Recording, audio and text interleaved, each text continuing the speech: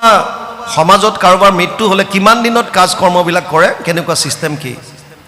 আৰু এতিয়া আমি ক'লোঁ যে আমাৰ যিটো নিয়ম গৰুৰ পুৰাণৰ মতেও আছে, তে সেইমতে আমি 10 দিনৰ দিনা দশা কৰোঁ, একাদশৰ দিনা আমি একাদশ নামৰ দ্বাৰাই কৰা হয়, আৰু 12 দিনৰ দিনা আমি তৈল স্পৰ্শ কৰোঁ, কাৰণ সেই 10-11 দিন পৰিয়ালটোৱে কোনো ধৰণৰ তেলৰ ব্যৱহাৰ নকৰে, গতিকে সমাজৰ লগতে তেওঁলোকে তৈল স্পৰ্শ কৰাই দিয়া হয়, তাৰপিছত তেওঁলোক আকৌ নৰ্মেল জীৱনলৈ ঘূৰি যায়। মই সুধিলোঁ আপোনালোকে কিমান দিনত কৰে, তেওঁলোকে ক'লে যে আমি 17 দিনত কৰোঁ। মই 17 দিনটো কোন দিন শুনা নাছিলোঁ, মই শুনিছিলোঁ 11 দিন 13 দিন এমাহ মাহেকীয়া। মই ক'লোঁ মই মাহেকীয়ালৈকে শুনিছোঁ, মই 17 দিনটো মাজত শুনা নাই। তেওঁ ক'লে নহয় নাই আপুনি ঠিক শুনিছে, আমাৰ এমাহে আছিলে। তেওঁলোক এখন সত্ৰৰ অধীনত আছে। সত্ৰাধিকাৰ প্ৰভু এবাৰ আহোঁতে তেওঁলোকৰ যিখিনি ল'ৰা ছোৱালী বেছিভাগ চাকৰি সূত্ৰে বাহিৰত থাকে, গতিকে সেই পাহৰিত থকা ল'ৰা ছোৱালীবিলাকে ঘৰত বা পৰিয়ালত কাৰোবাৰ নিধন হ'লে এমাহ দিন অসুস্থত থাকিবৰ কাৰণে ইমান দিন ছুটি নাপায়, তেওঁলোকে মোক কোৱা কথা। আৰু সেইকাৰণে সত্ৰাধিকাৰ প্ৰভু আহোঁতে তেওঁক অনুৰোধ কৰি পেলাই ক'লে যে প্ৰভু ঈশ্বৰ, এমাহ কাল আমি এনেকৈ থাকিবলৈ আমাৰ অলপ অসুবিধা হৈছে ল'ৰা ছোৱালীবিলাকৰ, গতিকে আপুনি অকণমান এই সংস্কাৰৰ পিৰিয়ডটো অকণ কমাই দিয়ক। আৰু তেতিয়া সেই সত্ৰাধিকাৰজনে বোলে উপদেশ দি গ'ল যে আপোনালোকে 17 দিনৰ দিনা থাকিলে হ'ব নেকি।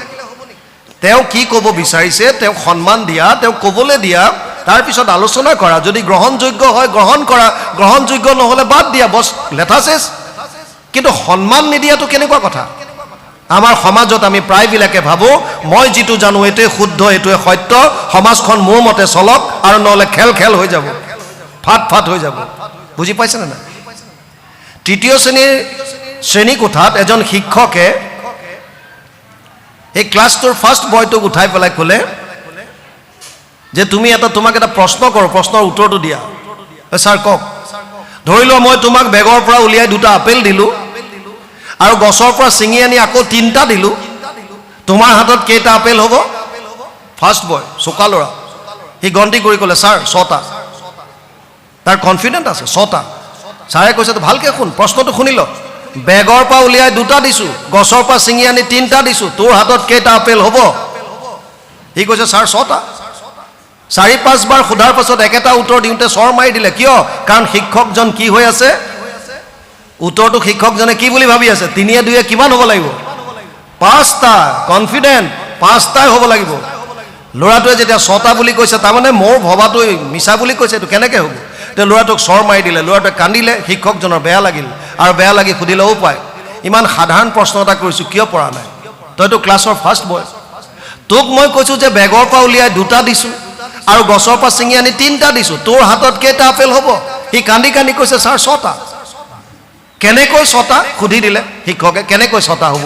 তে সি কৈছে ছাৰ আপুনি মোক বেগৰ পৰা 2টা দিছে, বোলে ঠিক, আৰু আপুনি গছৰ পৰা 3টা দিছে, বোলে ঠিক, আৰু মায়ে ঘৰৰ পৰা এটা দি পঠিয়াইছে, তাৰ হাতত 6টা, সি তাৰ জেগাত ঠিক আছে। বুজি পাইছে নাই সমস্যাটো ক'ত। সমস্যাটো হৈছে আমি ইজনে সিজনক সন্মানটো দিব বিচৰা নাই। যদি সন্মানটো দি প্ৰথমেই যদি সুধিলেহেঁতেন যে বোপাই তই 6টা বুলি যে ক'লি, কেনেকৈ 6টা মোক বুজাই দে, তেতিয়া ইমানখিনি নাহে। আমাৰ ঘটনা হৈছে আমি বেলেগক সন্মান দিব নিবিচাৰোঁ, আৰু ভাবোঁ যে মোক সকলোৱে কিন্তু সন্মান দিয়ক। সমস্যাটো তাত। ভক্তি মাৰ্গত কিন্তু কপিল প্ৰভুৱে কৈছে সকলোকে তুমি সন্মান দিয়া, বিশেষত মনুষ্যগণত যিটো নৰে বিষ্ণু বুদ্ধি কৰি সৰ্বদাই মান্য কৰে। কি হ'ব তেতিয়া, ঈৰ্ষা অসূয়া তিৰস্কাৰ অহংকাৰ সবে নষ্ট হোৱা তেবে তাবক্ষণে তাৰ। এয়া উদ্ধৱক উপদেশ দিয়াৰ চলৰে গুৰুজনে আমাক কৈ গৈছে, আৰু শেষত কৈছে অভিন্নেন চক্ষুষা। ভক্তি মাৰ্গত যেতিয়া আহিছে এটা বস্তু মনত ৰাখক, অভিন্নেন চক্ষুষা মানে ভিন্নভাৱে নাচাব। বিলনীয়াই প্ৰসাদ বিলাই যাওঁতে এয়া মোৰ ঘৰৰ গতিকে অকণমান দি দিলে বেছিকৈ, এয়া বাহিৰৰ গতিকে অকণমান, এইবিলাক বেয়া। বুজি পাইছে নাই। যিবিলাক সৰু সুৰা কথা, ভিন্ন ভাৱটো আনিব নালাগে কোনো সময়ত। এজন মোৰ আপোন, এজন পৰ, এজন উচ্চ, এজন নিচ, এজন দুখীয়া, এজন ধনী, এইবিলাক ভাৱ এৰিবলৈ কৈছে। অলপ দিনৰ আগত মই কাৰ্বি আংলং গৈছিলোঁ, তাত নামঘৰীয়াজন সেইদিনা নামঘৰত অনুষ্ঠানত আহিব পৰা নাছিল, তেওঁ কোনোবা অসুস্থত আছে। সন্ধিয়া যিখন ঘৰত আমাক থাকিবলৈ দিলে তাত তেওঁ গ'ল, আৰু কেইবাজনো ল'ৰা লগত আছে, যুৱক আছে। কথা প্ৰসংগত তেওঁ বিৰাট আলোচনা কৰিলে দিনটোৰ কথাখিনি আৰু শেষত সুধিলে ক'লে যে বাপ এটা প্ৰশ্ন কৰক খালি আপোনাক বোলে কওক আপোনালোকৰ কোনোবা সমাজত কাৰোবাৰ মৃত্যু হ'লে কিমান দিনত কাজ কৰ্মবিলাক কৰে কেনেকুৱা ছিষ্টেম কি আৰু এতিয়া আমি ক'লোঁ যে আমাৰ যিটো নিয়ম গৰুৰ পুৰাণৰ মতেও আছে তে সেইমতে আমি 10 দিনৰ দিনা দশা কৰোঁ একাদশৰ দিনা আমি একাদশ নামৰ দ্বাৰাই কৰা হয় আৰু 12 দিনৰ দিনা আমি তৈল স্পৰ্শ কৰোঁ কাৰণ সেই 10-11 দিন পৰিয়ালটোৱে কোনো ধৰণৰ তেলৰ ব্যৱহাৰ নকৰে গতিকে সমাজৰ লগতে তেওঁলোকে তৈল স্পৰ্শ কৰাই দিয়া হয় তাৰপিছত তেওঁলোক আকৌ নৰ্মেল জীৱনলৈ ঘূৰি যায় মই সুধিলোঁ আপোনালোকে কিমান দিনত কৰে তেওঁলোকে ক'লে যে আমি 17 দিনত কৰোঁ মই 17 দিনটো কোন দিন শুনা নাছিলোঁ মই শুনিছিলোঁ 11 দিন 13 দিন এমাহ মাহেকীয়া মই ক'লোঁ মই মাহেকীয়ালৈকে শুনিছোঁ মই 17 দিনটো মাজত শুনা নাই তেওঁ ক'লে নহয় নাই আপুনি ঠিক শুনিছে আমাৰ এমাহে আছিলে তেওঁলোক এখন সত্ৰৰ অধীনত আছে সত্ৰাধিকাৰ প্ৰভু এবাৰ আহোঁতে তেওঁলোকৰ যিখিনি ল'ৰা ছোৱালী বেছিভাগ চাকৰি সূত্ৰে বাহিৰত থাকে গতিকে সেই পাহৰিত থকা ল'ৰা ছোৱালীবিলাকে ঘৰত বা পৰিয়ালত কাৰোবাৰ নিধন হ'লে এমাহ দিন অসুস্থত থাকিবৰ কাৰণে ইমান দিন ছুটি নাপায় তেওঁলোকে মোক কোৱা কথা আৰু সেইকাৰণে সত্ৰাধিকাৰ প্ৰভু আহোঁতে তেওঁক অনুৰোধ কৰি পেলাই ক'লে যে প্ৰভু ঈশ্বৰ এমাহ কাল আমি এনেকৈ থাকিবলৈ আমাৰ অলপ অসুবিধা হৈছে ল'ৰা ছোৱালীবিলাকৰ গতিকে আপুনি অকণমান এই সংস্কাৰৰ পিৰিয়ডটো অকণ কমাই দিয়ক আৰু তেতিয়া সেই সত্ৰাধিকাৰজনে বোলে উপদেশ দি গ'ল যে আপোনালোকে 17 দিনৰ দিনা কৰিব আৰু তেতিয়াৰ পৰা তেওঁলোকে 17 দিনত কৰে তে আমি পটককৈ মুখৰ পৰা ওলাই গ'ল মই ভাবি থকা নাছিলোঁ হঠাৎ ওলাই গ'ল স্লিপ অফ টাং আৰু আমি সুধি দিলোঁ যে সত্ৰাধিকাৰ পৰিয়ালত যদি কাৰোবাৰ মৃত্যু হয় তেওঁলোকে কিমান দিনত কৰে তেওঁলোকে ক'লে তেওঁলোকে নামঘৰীয়া বাপে ক'লে যে তেওঁলোকে 10 দিনৰ দিনা দহা 11 দিনৰ দিনা একাদশ আৰু দ্বাদশৰ দিনা তৈল নে মৎস্য কিবা এটা স্পৰ্শ কৰে বুলি ক'লে অঁ হয় নেকি তেওঁলোকে 11 দিনত কৰে তেওঁলোকে 11 দিনত কৰে যদি আপোনালোকে 11 দিনত কিয় নকৰে কাৰণ আমিতো পাইছোঁ কীৰ্তনত গুৰুজনাই লিখিছে ব্ৰাহ্মণৰ চাণ্ডালৰ নিবিচাৰি কুল দাতাত চোৰত যেন দৃষ্টি এক তুল নিচত সাধুত যাৰ ভৈল এক জ্ঞান তাহাকেহে পণ্ডিত বুলিও সৰ্বজান যাৰ কোনো ডিফাৰেঞ্চ নাই অভিন্ন চক্ষুষা সেইজনকে পণ্ডিত বুলি কয় তেতিয়া তেওঁলোকে যদি 11 দিনত যদি শুদ্ধ হ'ব পাৰে আপোনালোক 17 দিন কিয় থাকিব লাগে তে যুৱকসকল তেওঁলোক এলাৰ্ট হৈ গ'ল আৰু ক'লে যে বাপ আপুনি ঠিক কথা কৈছে এইবাৰ আহিলে আমি সুধিম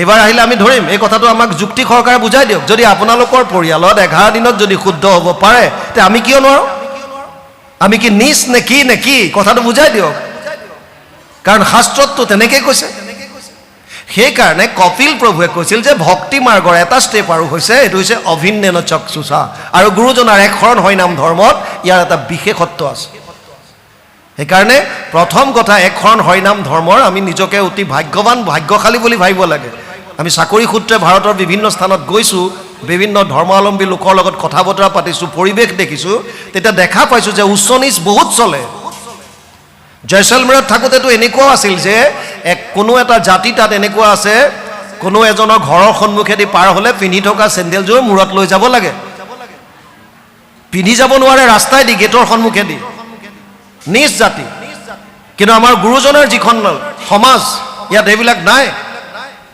উচ্চ নিচ জাতি ভেদ ধনী দুখীয়া একো নাই ইয়াত আৰু এই ধৰ্মত সমস্তৰে অধিকাৰ আছে বাক্য কৰ্ণ মনোমুখ আছে মানে যাৰ হৰি ভকতিত সমস্তৰে অধিকাৰ স্ত্ৰী ক্ষুদ্ৰে কৰে যদি আমাত ভকতি তাহাকো কহিবা এইটো জ্ঞান মহামতি কৈ গৈছে গতিকে গুৰুজনাৰ ধৰ্মৰ এইবিলাক উদাৰতা এই ধৰ্মটো আমি বুজি লৈ পেলাই ভক্তি পৰকৰ কাৰণে শ্ৰৱণ কীৰ্তন কৰক ইয়াৰ পৰা কথা যিমান শুনিব যিমান হৃদয়ংগম কৰিব মনৰ ভাৱবিলাক শুদ্ধ হ'ব দৃষ্টিকোণ সলনি হ'ব দৃষ্টিকোণ সলনি হ'লে সকলোকে বিষ্ণুময় দেখা পাব ভগৱানৰ অংশ যেন লাগিব চব আৰু তেতিয়া কাৰো প্ৰতি বেয়া ভাৱ নাহে লাগিলে চৰাই চিৰিকটি জীৱ জন্তু মানুহ যোনে নহওক সেই ভাৱটো অনাৰ কথা চিন্তা কৰিছে গুৰুজনাৰ ধৰ্ম কিমান উদাৰ আমি কেৱল নীতি নিয়মত খালি এইফালে চাই পঢ়িব লাগে ইফালে কৰিব লাগে সিফালে কৰিব লাগে যদি কৰি থাকোঁ আচল তত্ত্বটোৰ পৰা ওলাই আহিম সেইকাৰণে সমাজৰ নীতি মানক যিখন সমাজত আছে তাত যিখিনি সংবিধান দিছে তাক 100% ফ'ল' কৰক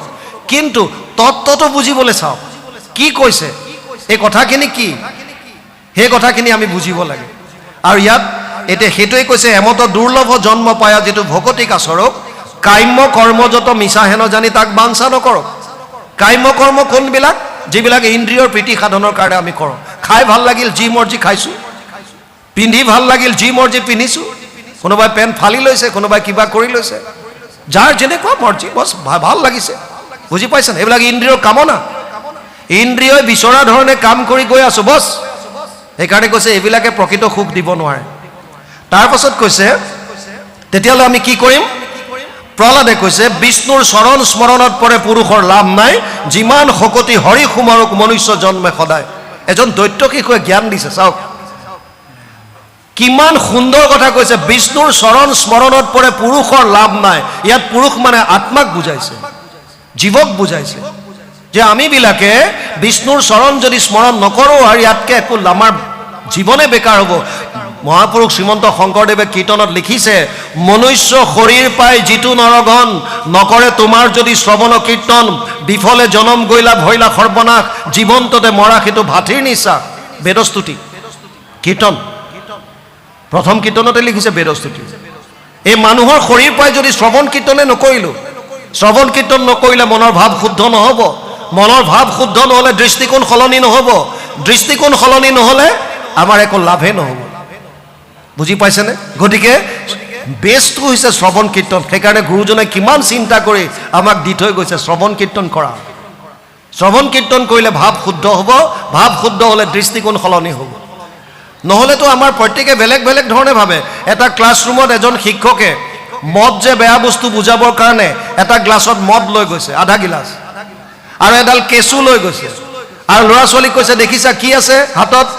চবে কৈছে ছাৰ এইটো গিলাচত মদ আছে, আৰু এডাল কেঁচু, এতিয়া কি হয় চাবা। কেঁচুডাল মদৰ গিলাচত পেলাই দিলে, ধৰফৰাই কেঁচুডাল মৰি গ'ল। আৰু সুধিলে ছাত্ৰ ছাত্ৰী কি বুজিলা?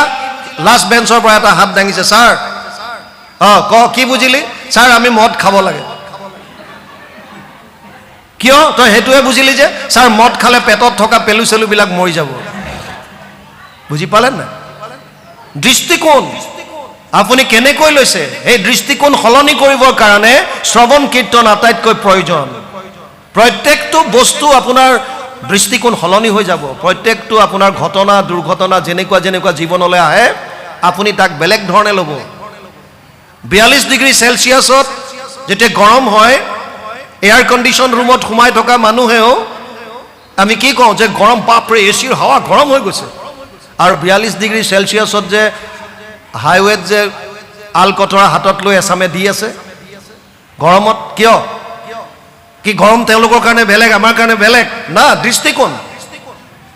তেওঁলোকে সেইটো বৰ সহজভাৱে লৈছে। গৰম পৰিছে আজি, কি একো নাই, আমি কৰ্ম কৰিব লাগিব।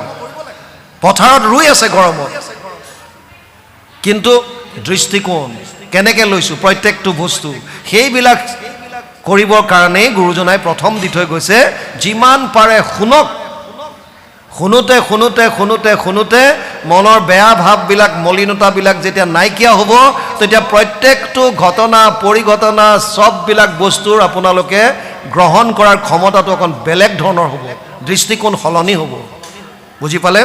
ইয়াত সেইকাৰণে কৈছে কিহৰ কাৰণে এতিয়া হৰিকে বিষ্ণুকে স্মৰণ কৰিব? বিষ্ণুৰ চৰণ স্মৰণত পৰে পুৰুষৰ লাভ নাই, যিমান শকতি হৰি সুমৰক মনুষ্য জন্মে সদায়। কিয় কৰিব?